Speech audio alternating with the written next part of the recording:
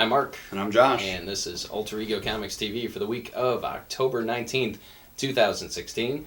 Coming to you from Alter Ego Comics in Lima, Ohio on New Comic Book Day. And we're going to let you know what we like the best with the hopes that you will also pick them up in your neck of the woods or from us. My pick of the week was kind of a no-brainer this week. Star Trek Boldly Go #1, written by longtime Star Trek scribe Mike Johnson, with artwork by longtime Star Trek artist Tony Chastain. This takes place after the events of Star Trek Beyond, and felt like a movie to me. It's very cinematic. It felt like a direct sequel to Star Trek Beyond. And the story starts out with the crew being scattered. They no longer have a ship. The Enterprise has been destroyed yet again. Spoilers. Yeah, well, whatever. So Kirk is he's an interim captain on a new vessel. He has a couple of his former crewmates with him. Spock and Uhura are on Vulcan. Some other members of the crew have been reassigned to other ships, and it just feels like Star Trek. It feels awesome, and by the time we get to the end of the story, we see the probable introduction of a fan favorite villain from the Star Trek universe into the Abrams-verse. Really, this thing was awesome from beginning to end, and we actually have copies on the shelf, which we normally don't, of Star Trek books, with the exception of the crossovers. And hopefully you local folks and actually everyone will give this one a shot, because it really deserves your attention, especially if you're a Star Trek fan. You need to pick this up. Support Star Trek comics and pick up Star Trek Boldly Go this week. Yeah, and I'm not a Star Trek fan, at least not to the same degree he is, and I really enjoyed it also. So it's for everybody. My pick of the week is Mighty Thor #12, written by Jason Aaron with art by... Oh, we got two artists. We've got a present-day story and a flashback story. The present-day artist is Russell Dauerman, who's the regular artist in the series. The flashback stuff is Fraser Irving, who I don't know, but he did all right. And a few issues ago, well, the last two issues really, in the Mighty Thor series, we've been seeing Mjolnir do some things that we've never seen Mjolnir do before. And this is Mjolnir taking Jane Foster Thor off to the great celestial library of the gods to meet the librarian and tell her... Presumably he's there to tell her the story. It's not... Mjolnir doesn't actually say why it brought her there. Mjolnir doesn't talk? No. Lips don't appear on a the little bit. There's sort of been... He's sort of talked to her psychically a little bit, but not in this issue. And the guy recounts the origin of Mjolnir, and it's both consistent with what we've seen, but it also adds depth and character and interesting twists that make Mjolnir much cooler, and I think are really going to affect the Thor books going through this, and of course the forthcoming Unworthy Thor. So just a great piece of self-contained mythology. If you haven't been reading the Thor books, it's still a good pick up and read to learn more about what they're doing with Mjolnir, because I think what Aaron's doing is very interesting.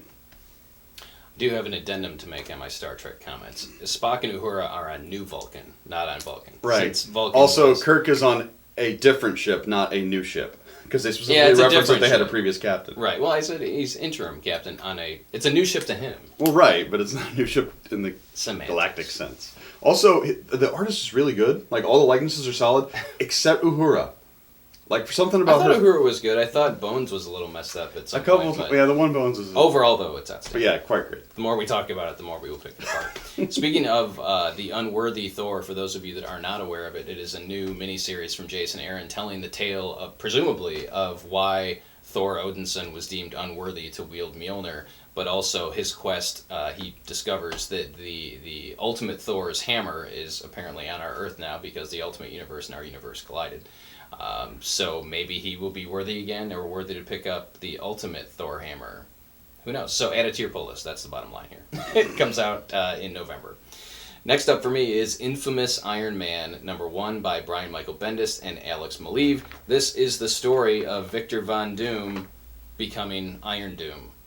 He's encased in armor again, but this time it's Iron Man armor. We really don't know what is motivating Doom at this point. If you may recall, in Invincible Iron Man #1, Doom shows up. He's no longer scarred. He's a dashing, handsome man, and he wants to hang out with Tony Stark and make amends for all of the badness that he's done in the past. And this is his continuing story. We have characters like Amara, I think. Is it Amara? Amari? Amara? Let's go. Where are you here? Amara. There we go. The doctor, physicist person who was briefly dating Tony in the beginning of the series. She's not a physicist. Whatever she is. She's working on Alzheimer's research. Okay, so. she is an MD. Yeah, I couldn't remember. Yeah, now that you mentioned that. This is where you will get the revelation that something bad happens to Tony Stark at the end of Civil War II. But we don't know what it is because Civil War II ain't over yet. Oops, scheduling conflict. And when Invincible Iron Man #1 comes out in 3 weeks, which features Riri Williams as Ironheart, you will also see what's going on with Tony to some degree.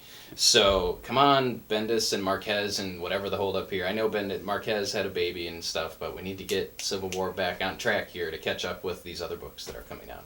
And just to double check, you can go ahead and read this without the other Civil Wars. It doesn't spoil anything you should, other than yeah. something's changed with Tony, but we don't know exactly what, so it's not a spoiler. It kind of says in the beginning. It suggests, but it's not explicit. You don't know how or and after exactly you read what it, happens. we'll talk about it. Yes, so. we will. Pick it up, though. Infamous Iron Man is excellent. It's by Bendis. Why wouldn't it be excellent? Right. Next up for me, we've got Cave Carson has a cybernetic eye. This is the third book in the Young Animals imprint overseen by Gerard Way. And this one is co-written by Gerard Way and John Riviera with interior art by Nick Filardi. Give credit where credit is due. Oh, interior colors by Nick Filardi. Okay. Michael A. Van Oming. Yeah. Actually, his art, which is normally a bit annoying for me, didn't bother me as much in this book. It was a part of it could be the type of story. But anyway, Cave Carson is a C-list DC character from the Silver Age. That's being generous. Yeah, it really is. Who traveled beneath the earth the way Adam Strange travels about the stars. And this is actually really cool. We see Cave as sort of an aging former adventurer who's been demoted to essentially just an engineer at the company and the organization that he used to work for and kind of was the chief science officer of. And somewhere along the lines, he has picked up a cybernetic eye. And its connection to his brain is doing weird crap to him. So he's having kind of hallucinations and visions, presumably of things from his past, but we don't really know that all of them are real or legitimate. And it's really interesting and well structured. There's some great family stuff. We do see some other recognizable DC characters in here, especially if you're watching Arrow. Someone who's been on this season of Arrow is in this book. And yeah, it's great. My review of Doom Patrol was that it's super weird, but it's good. This is significantly less weird and just as good. It's more easy to follow. It's a more linear story. Interesting, especially if you have some affection for the Silver Age DC stuff. The way it's interwoven is cool. It was accessible enough that I liked it. You know, Josh and I are sometimes on different planes as far as being able to read things. It felt like the first couple books were very Grant Morrison-y, which doesn't always work for me. This is much more digestible to the average comic reader, and I really dug it. The first issue was fun. Next up for me, Batman #9, written by Tom King, artwork by Mikkel Janin. This is the first part of I Am Suicide, and if you may recall, I believe it was at the end of the issue before Night of the Monster Men, Amanda Waller and Batman have a conversation about going after Bane, if I'm not mistaken. And it may have happened at the end of Night of the Monster Men. My brain is... No, it was before Night of the Monster Men. Yeah, I thought so. It was that. So, Batman is essentially assembling his own Suicide Squad to go after Bane, which is all kinds of fun. So, Tom King continues to do an exemplary job writing what I believe to be DC's flagship title, and there's no reason why you shouldn't pick it up. Oh, nice. There's a nod to the 1960s Batman series in here that made me smile. It is also very accessible to new readers. It is, again, part one of a new story arc. So if you have been holding off on getting into Batman for one reason or another, or you just want to jump in and check it out, Batman #9 is the place to do it. Last regular pick for me this week is Spell on Wheels, written by Kate Leth with art by Megan Levins. This is published by Dark Horse. And this is a fun witches on a road trip story. We've got 3 witches who live together and are working, at least at the start of this issue, as New Age advisors and psychic type deals. Someone breaks into their home and steals many of their mystic artifacts. And so the story is following both them trying to get the artifacts back and figuring out the mystery of who's taken them, who is able to get past their defenses, and what the motivation is. And it's really well written. The interaction and dialogue is fun. The mystery is interesting, and just the idea of witches on the road just sounds like a fun, cool, mystical road trip. They could have just called it Witches on the Road. Yes. I don't know. I always thought it was Spells on Wheels. I didn't realize it was Spell on Wheels. Yeah. Because it's Hell on Wheels. Yeah. On Wheels. They're going to a spelling bee. Yes. That's what it's about. This is for, just to maybe fans of Charmed. Bring it to street level. It's kind of Charmed meets Supernatural is what it's being billed as. So if you're a fan of either one of those series, and while we're in between, there is no Supernatural comic series, and there's a Charmed series coming soon from Dynamite. Right. There you go. You'll get what you need there.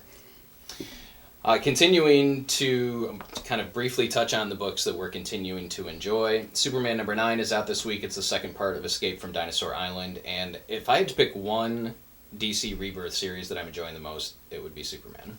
And I think it's partially because as good as Superman was getting towards the end, it's so much better than, it's ridiculous how good that book is relative to where Superman was just 2 years ago. Yeah. Next up, Pathfinder Worldscape. This is written by your friend of mine, Eric Amona, and art by Jonathan Lau. So you say, Josh, I don't care about Pathfinder. That's fine. Do you care about Red Sonja? How about Tarzan? You like John Carter and Deja Thoris? We got them all in here. There's a weird genre blending. Well, not genre. They're all fantasy. But crossover universes are colliding, and they're all fighting, and it is super awesome. So if you like any of those characters, you want to read it. And if you don't like any of those characters, but you like the Pathfinder role-playing game, this is amazing. Every Pathfinder comic has content in the back for the role-playing game. This is the first one that offers actual solid character options. We get to see a new version of the Ranger built around Red Sonja called the She-Devil. Yeah, make that face. And it's great, and there's a couple feats for that class, so totally worth your time if you're a fan of the RPG. Gotta be a fan of feats. Death of X number 2 of 4 is out. Charles Soule, Jeff Lemire writing, Aaron Cooter doing the art duties on this. Find out why the Inhumans and the X-Men go to war. Take Back the Shield. This is Sam Wilson, Captain America, number 14, but it's the start of the Take Back the Shield storyline. We see both of the Captain Americas currently active, Steve Rogers and Sam Wilson, and we see dark, evil plans and awesomeness and politics. Speaking of awesomeness but not politics, Trinity number 2 is out this week, featuring Batman, Wonder Woman, and Superman, written and drawn by Francis Manapul, and this is a fun book. Really enjoying it. Super awesome. All new X-Men 14, we get kind of a Rear Window homage in which a broken-legged Cyclops tries to figure out what Beast is working on in his secret transdimensional laboratory, and it's great.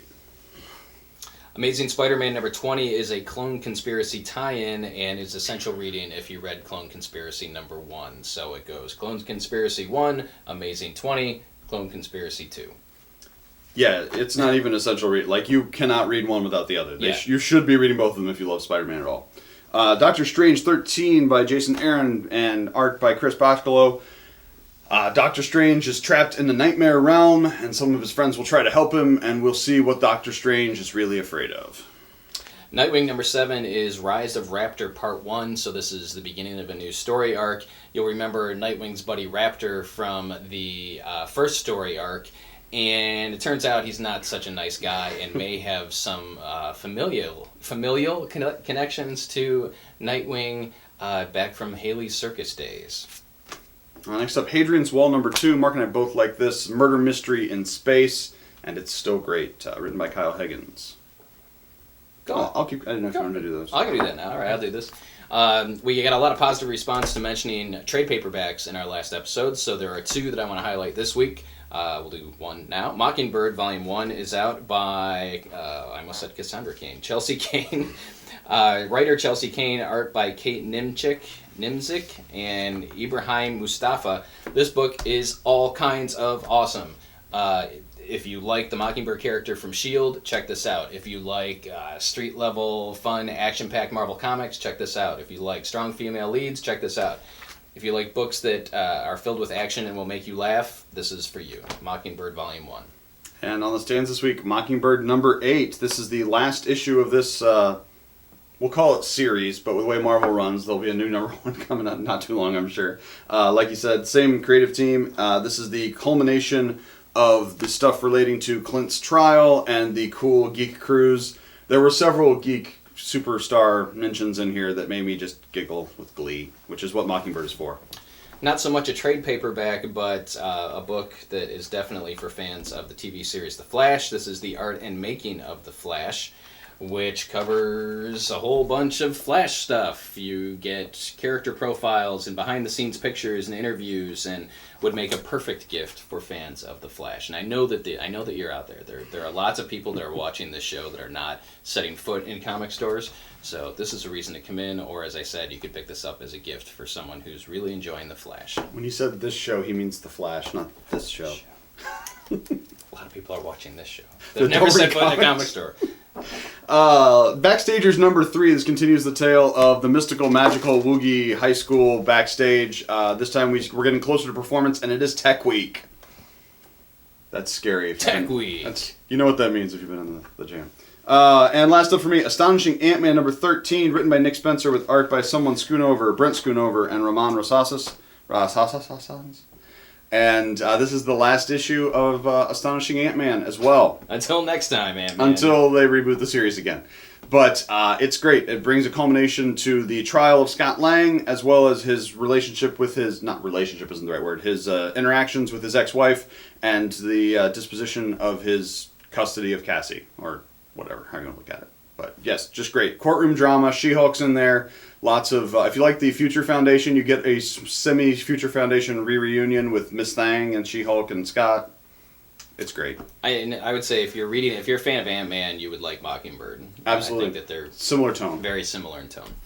So that's it. A whole bunch of cool stuff happening at Alter Ego Comics or your local comic shop. So head on out, pick up some new comics, and let us know what you like, what you're reading. Ask us questions.